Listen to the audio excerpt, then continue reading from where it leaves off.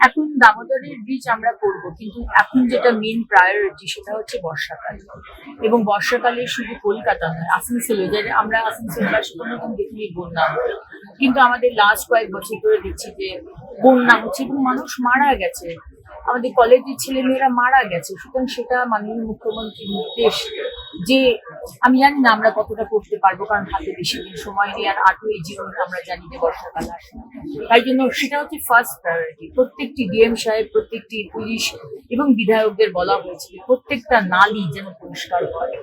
আমাদের corporation, municipality through দিয়ে প্রত্যেকটা নালী, ছোট নালী, বড় নালী, রাস্তার পাশে গার্বেজ, প্রত্যেকটা যেন পরিষ্কার হয়। গাড়ুই নদীর যে বিষয়টা আছে, যে এনক্রোচমেন্ট হয়েছে এবং নদী হয়তো কিছুটা কাজ হয়েছে, কিন্তু এখনো অনেক কাজ বাকি সারা বাংলা জুড়ে। যাতে এইবারে অন্তত এই ওয়াটার লগিং, আর অলরেডি মাননীয় মুখ্যমন্ত্রী ডিসির সাথে বৈঠক করেছেন নবান্ন, এই বিষয়টা আমাদের কাছে খুব প্রায়োরিটি। এবং যেটা কথা দিয়েছি, দামোদরের ওপর ব্রিজ হবে।